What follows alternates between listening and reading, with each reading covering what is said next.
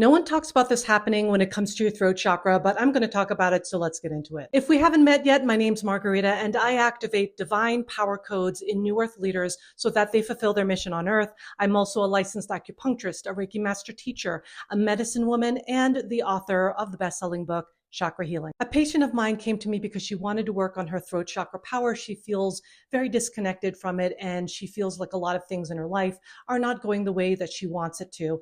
And I'm sharing this story with you because this is happening across the board with a lot of people right now, especially women who are starting to find their voice right now.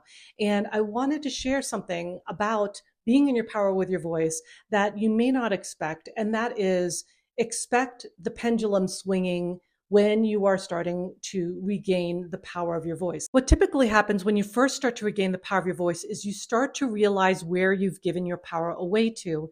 And that's really important to know as a first step, because if you are not connected to your voice and you are disconnected from your voice, it's going to affect all aspects of your life, from your relationship with yourself to your relationship with others. And then what most people expect is that what happens next after connecting with your voice is that you're going to be skipping through the meadows, plucking daisies, feeling like you're living your best life and feeling an immense amount of freedom.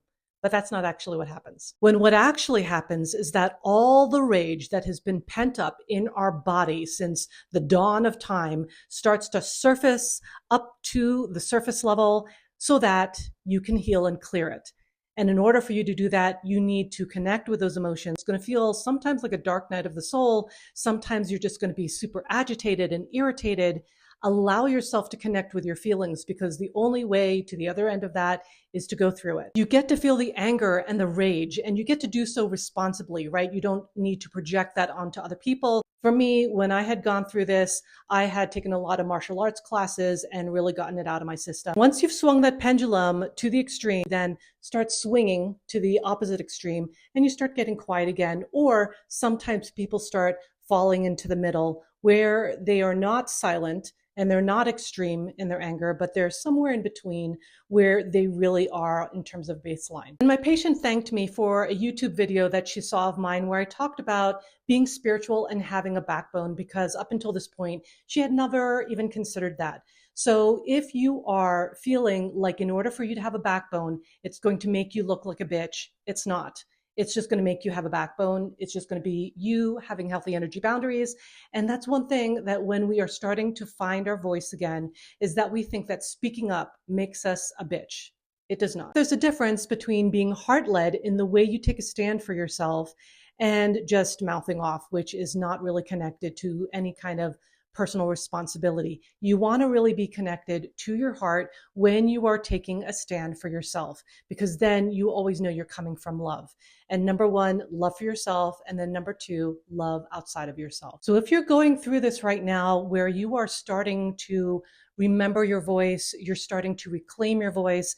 And this doesn't matter if you're a newbie, you're just awakening, or you're more advanced, because I know that there are some spiritual entrepreneurs who are moving through this right now. And wherever you are at on that spectrum, just remember this: be gentle with yourself, be kind with yourself, release the judgment of where you are at right now and where you feel you should be, because that is not relevant. What is relevant is that you are now stepping up.